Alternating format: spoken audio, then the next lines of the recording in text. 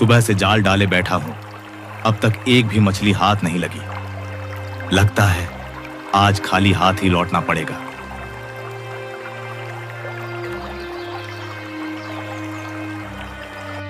कनकपुर नामक राज्य के एक छोटे से गांव में किशन नाम का एक गरीब मछुआरा रहता था। किशन की एक बेटी भी थी, जो थी तो अंधी पर दिखने में बहुत सुंदर थी। क्या बात है किशन, इतने परेशान क्यों हो? क्या हो गया? क्या बात है, बताओ। अब क्या बताऊं काका, आप तो जानते ही हो, गौरी की मां के जाने के बाद से गौरी की सारी जिम्मेदारी अब मेरे ऊपर आ गई है। और अब गौरी बड़ी हो गई है, लेकिन क्या कहे, उसके अंधे होने के कारण उससे कोई शादी ही नहीं करना चाहता। अब तुम ही बताओ, ऐसे में मैं करूं तो क्या करूं? किशन, तुम चिंता मत करो, ऊपर वाला हमेशा हमारी परीक्षा लेता है। ऐसे में हमें हिम्मत से काम लेना चाहिए, हार नहीं मानना चाहिए है। हाँ, शायद तुम ठीक कहते हो काका, मुझे सब कुछ ऊपर वाले पर ही छोड़ देना चाहिए। अब जो किस्मत में होगा उसे कौन बदल सकता है। इतना कहकर किशन नदी किनारे मछलियां पकड़ने चला जाता है। हे ऊपर वाले, मेरी बेटी की किस्मत का दरवाजा तू ही खोल। यह कहकर किशन मछली पकड़ने लगता है। धीरे धीरे शाम होने लगी। किशन के जाल में थोड़ी बहुत ही मछलियां फंसी हुई थी। आज तो इतनी कम मछलियां हाथ आई हैं, इन्हें बेचकर तो केवल एक समय का ही खाना बन सकता है। यह सोचते हुए किशन मछलियां बेचने बाजार जाता है। मछलियां ले लो, मछलियां, ताजी ताजी मछलियां ले लो, अभी अभी लेकर आया हूं। ले लो, ताजी ताजी मछलियां ले लो। किशन मछलियां बेचकर वापस अपने घर चला आता है। घर पहुंचकर उसने देखा कि गौरी चेहरे में उदासी लिए बाहर बैठी थी। गौरी बेटी, मैं घर आ गया। पिताजी, आप आ गए? आपने आज आने में बहुत देर कर दी। आपको तो पता है ना, मैं अकेले कहीं आज जा नहीं सकती हूँ। अरे बेटा, वो क्या है ना कि आज मछलियां हाथ ही नहीं आ रही थी, इसीलिए थोड़ा देर हो गई। तू चिंता मत कर, कल से तू भी मेरे साथ चलना। इस तरह ना तुझे मेरी चिंता रहेगी और ना मुझे तेरी चिंता रहेगी। क्यों बेटा? हाँ पिताजी, यह ठीक रहेगा।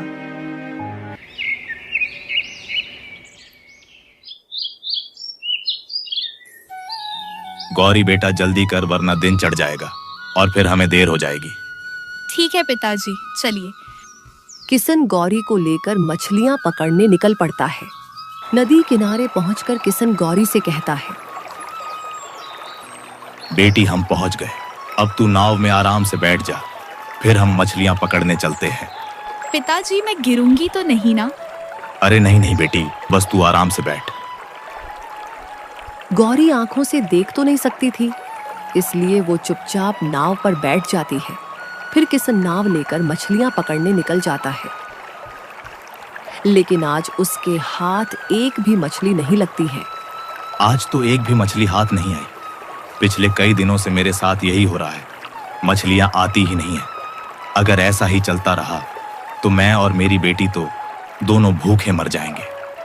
किशन यह सोच ही रहा था कि तभी वहां किशोर नाम का एक दूसरा मछुआरा अपनी नाव लेकर किशन के पास आता है।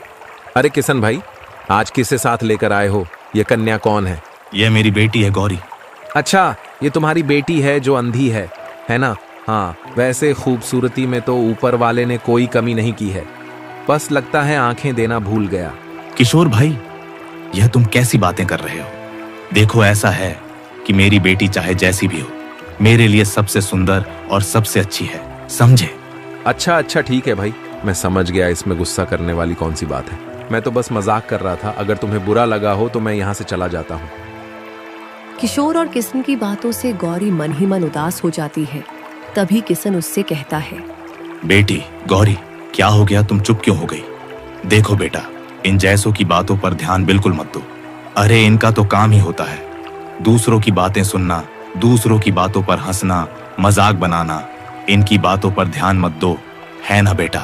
पिताजी, मैं ठीक हूँ, मुझे फर्क नहीं पड़ता दुनिया क्या कहती है। आप मुझसे प्यार करते हैं, मेरे लिए यही बहुत है। हाँ, शाबाश मेरी बेटी, तेरी यह सोच मुझे बहुत अच्छी लगी। बेटी, मैं नाव किनारे पर ले चलता हूँ, फिर मैं तेरे लिए जंगल से फल तोड़ कर लाता हूँ, फिर दोनों बाप बेटी मिलकर खाएंगे। किसन इतना कहकर नाव किनारे पर लगाकर जंगल की तरफ चला जाता है। काफी देर हो जाती है पर किसन अभी तक वापस नहीं लौटा। पिताजी, पिताजी, लगता है पिताजी अब तक नहीं आए। पर पिताजी को इतनी देर क्यों लग रही है? गौरी यह सब सोच ही रही थी कि तभी वहां से एक राजकुमार गुजरते हैं। गौरी को अकेला देखकर वह रुक जाते हैं और पूछते हैं, सुनो सुंदरी, तुम कौन हो और यहाँ जंगल में अकेले क्यों बैठी हो? आप कौन है? मैं राजकुमार वीर हूँ, इस राज्य के राजा आदित्य वर्मा का बेटा। मैं शिकार करने जंगल जा रहा था, तुम्हें यूं अकेले बैठा देखा तो रुक गया। कौन हो तुम? गौरी अब राजकुमार को सारी बात बताती है। इसलिए मैं यहाँ पर बैठी हूँ। मुझे तो यकीन नहीं हो रहा है कि तुम्हें कुछ दिखाई नहीं देता। तुम्हारी सादगी, भोलापन और तुम्हारी सुंदरता ने तो तुम्हारी इस एक कमी को नजरअंदाज करने पर मजबूर कर दिया है। अभी राजकुमार और गौरी आपस में बातें कर ही रहे थे कि उसी समय एक शेर वहां आ जाता है और राजकुमार पर हमला कर देता है। राजकुमार, राजकुमार, क्या हुआ? आप ठीक तो है ना? अरे, एक शेर मेरे ऊपर चढ़ गया है, मेरी मदद करो, मेरी सहायता करो। मैं क्या करूं? मैं कैसे मदद करूं? इतने में वहां किसन आ जाता है और यह सब देखकर हैरान हो जाता है। किसन राजकुमार का धनुष और तीर उठाकर तीर को शेर के सर पर मार देता है और शेर मर जाता है। आपने मेरी जान बचाई, आपका बहुत बहुत धन्यवाद। इसमें धन्यवाद कैसा? एक दूसरे को मुसीबत से बचाना यही तो हम सबका कर्तव्य है। जी, आपने बिल्कुल सही कहा। वैसे आप हैं कौन? किसन राजकुमार को सारी बात बताता है। अच्छा, तो आप गौरी के पिता हैं। आपसे मिलकर बहुत खुशी हुई। आपको कभी भी कोई भी परेशानी हो तो हमें जरूर याद कीजिएगा। आपकी मदद करने में हमें खुशी होगी। ठीक है, चलिए अब हमें आज्ञा दीजिए, हम जाते हैं। इतना कहकर राजकुमार वहां से चले जाते हैं। फिर कुछ दिन गुजर जाते हैं और राजकुमार को अपनी भावनाओं का एहसास होता है। ये मुझे क्या हो रहा है? मैं गौरी को भूल क्यों नहीं पा रहा हूँ? उसकी खूबसूरती, भोलापन, ये सब देखकर तो जैसे मैं उस पर मोहित हो गया हूँ। राजकुमार, यह राजकुमार आखिरकार किस सोच में गुम है? लगता है कोई खास बात है। लगता है अब इस बारे में महाराज से ही बात करनी होगी। नहीं नहीं, कोई खास बात नहीं है। मैं तो बस ऐसे ही कुछ सोच रहा था। आप पिताजी को मत बुलाइए। क्या हुआ मंत्री जी? क्या आप लोग किसी गंभीर विषय पर बात कर रहे हैं? महाराज, राजकुमार अब बड़े हो गए हैं। अब आपको इनकी शादी करा देनी चाहिए। अच्छा, तो क्या हमारे बेटे को कोई लड़की पसंद है? क्यों बेटा? राजकुमार महाराज को सारी बात बताते हैं। तो इस तरह से मेरी मुलाकात हुई गौरी से और उसके पिता ने मेरी जान बचाई। फिर तो हमें गौरी के पिता का शुक्रिया अदा करना चाहिए और साथ ही उनसे मिलकर गौरी और तुम्हारे विवाह की बात भी कर लूंगा। क्या सच में पिताजी? आप वाकई में बहुत अच्छे हैं। मैं गौरी और उसके पिता को ढूंढने जा रहा हूँ और हाँ, मैं दोनों को साथ में लेकर लौटूंगा। ठीक है पिताजी, मैं जाता हूँ। इधर किसन फिर से गौरी की आंखों के लिए परेशान होता है। चल बेटी, मैं आज तुझे चमत्कारी बाबा के पास लेकर चलता हूँ। वह तेरी आंखों को जरूर ठीक कर देंगे। पिताजी, आप पहले भी मुझे कितने बाबाओं के पास ले जा चुके हैं, पर मेरी आंखें कोई भी ठीक नहीं कर पाया। बेटी, क्या पता, हो सकता है कि यह बाबा तेरी आंख ठीक कर दे। देख, हमें कोशिश किए बिना हार नहीं माननी चाहिए। चलना, चलकर देखते हैं क्या होगा। ठीक है पिताजी, हम यह कोशिश करके देख लेते हैं। चलिए चलते हैं।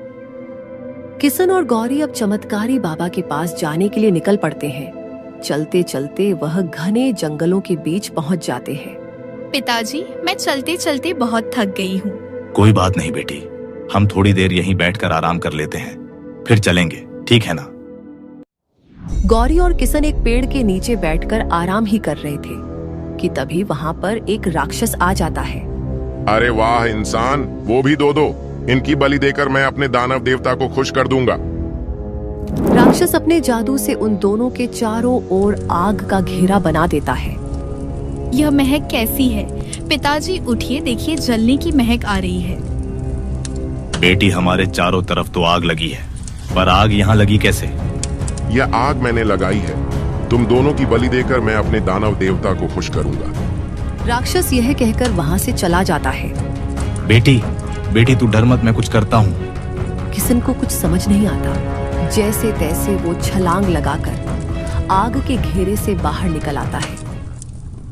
पिताजी, पिताजी मुझे बचाइए। बेटी तू चिंता मत कर, मैं अब भी कहीं से पानी लेकर आता हूँ। किस्न को एक कुआं नजर आता है। वो जल्दी से उस कुएं से पानी निकालता है और आग पर डालने लगता है। धीरे धीरे करके आग बुझ जाती है। बेटी तू ठीक तो है ना? तुझे कुछ हुआ तो नहीं ना? ये सब मेरी ही गलती है ना। मैं तुझे चमत्कारी बाबा के पास ले जाने की जिद करता और ना ही ये सब कुछ होता। मुझे माफ कर दे बेटी, मुझे माफ कर दे।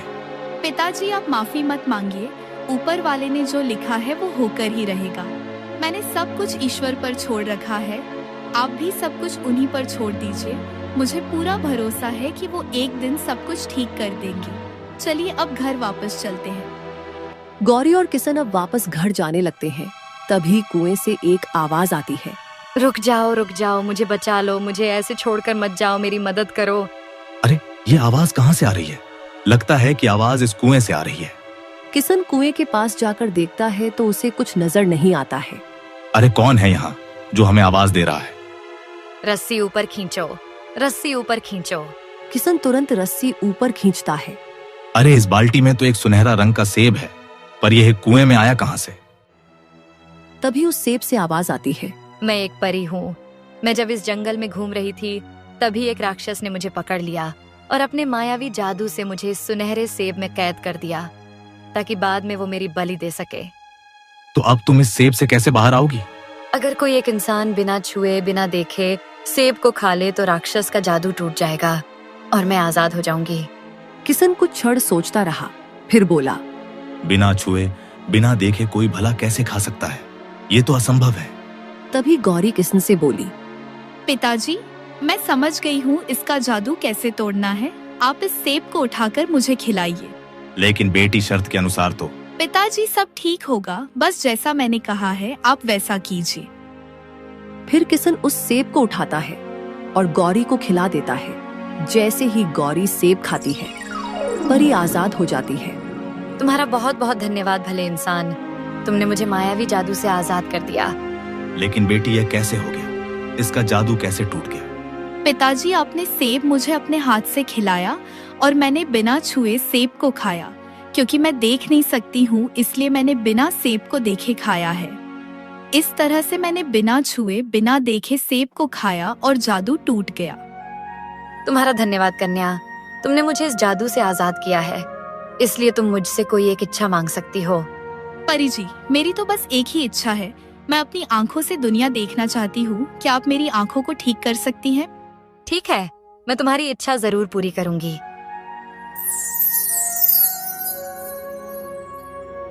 पिताजी मुझे सब कुछ दिखाई दे रहा है। पिताजी देखिए ना, मेरी आंखें एकदम ठीक हो गई।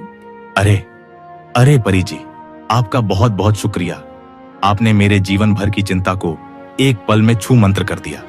मैं कैसे आपका धन्यवाद करूं? बहुत बहुत धन्यवाद परी, आप सच में बहुत अच्छी हैं। देखा पिताजी, मैं कहती थी ना कि आप सब कुछ ऊपर वाले पर छोड़ दीजिए, वह सब ठीक कर देगा। और आज देखिए ऊपर वाले ने परी के रूप में मेरी आंखें ठीक कर दी। गौरी बेटी, तू बिल्कुल ठीक कह रही है। अगर ईश्वर पर सच्चा विश्वास किया जाए तो वह खाली नहीं जाता है। हाँ, विश्वास एक बहुत बड़ी ताकत है। ऊपर वाले ने हम सबको धरती पर एक दूसरे पर विश्वास करके एक दूसरे की मदद करने और अच्छे कर्म करने के लिए ही भेजा है। परी यह कहकर अब आसमान में उड़ती हुई गायब हो जाती है। दूसरी ओर राजकुमार गौरी को ढूंढते हुए उसी जंगल में पहुंच जाते हैं। इतनी देर से मैं गौरी की तलाश कर रहा हूँ, पर अब तक तो उसका कोई पता ही नहीं चला। आखिरकार वह रहती कहाँ होगी? राजकुमार यह सब सोच ही रहे थे कि तभी रास्ते में उन्हें किशन और गौरी मिल जाते हैं। अरे गौरी, मैं कब से तुम्हें ढूंढ रहा था। अच्छा हुआ जो तुम मुझे मिल गई। अरे राजकुमार, आप यहाँ सब कुछ ठीक तो है ना? हाँ, सब कुछ ठीक है। मैं आप दोनों को ही ढूंढ रहा था। देखिए, मैं आपसे कुछ कहना चाहता हूँ। मुझे आपकी बेटी गौरी बहुत पसंद है। क्या आप अपनी बेटी का विवाह मुझसे करेंगे? लेकिन राजकुमार, मेरी बेटी तो अंधी है। क्या आप एक अंधी लड़की से शादी करेंगे? देखिए गौरी की इस एक कमी से मुझे कोई फर्क नहीं पड़ता। इंसान के मन की दृष्टि ही सब कुछ होती है। अपने पिता की बात सुनकर गौरी चुपके से उससे कहती है, पिताजी, आप राजकुमार से झूठ क्यों बोल रहे हैं? उन्हें क्यों नहीं बता रहे कि अब मेरी आंखों की रोशनी ठीक हो गई है? अरे बेटी, मैं तो राजकुमार की परीक्षा ले रहा था। ये आप दोनों क्या बातें कर रहे हैं? उससे पहले मैं आपको कुछ बताना चाहता हूँ। किशन राजकुमार को सारी बात बताता है। क्या सच में गौरी की आंखों की रोशनी ठीक हो गई? अरे वाह, ये तो बहुत ही अच्छी बात है। हाँ राजकुमार, मैं तो बस आपकी परीक्षा ले रहा था। देखना चाहता था कि आप मेरी बेटी की कमी के साथ उसे अपनाते हैं या फिर नहीं, क्योंकि जीवन केवल ऊपरी दिखावे या सुंदरता से नहीं चलता, बल्कि एक दूसरे की कमियों को भी अपनाना पड़ता है। हाँ, ये बात आप ठीक कह रहे हैं। मैं सच कहूं तो मुझे गौरी की अच्छाई, इसकी सादगी, इसका भोलापन ही बहुत पसंद आया। अगर इसकी आंखें वापस ना भी आती तो भी मैं गौरी से ही विवाह करता और हमेशा इससे प्रेम करता। अब राजा राजकुमार और गौरी की धूमधाम से शादी करा देते हैं और दोनों खुशी खुशी राजमहल में एक साथ रहने लगते हैं। इंसान अपने तन की सुंदरता से नहीं, बल्कि मन की सुंदर से अच्छा बनता है, और जो मोहब्बत मन की सुंदरता देखकर की जाती है वही जीवन भर चलती है। वहीं तन की सुंदरता समय के साथ साथ खत्म होने लगती है और साथ ही मोहब्बत को भी मिटा देती है।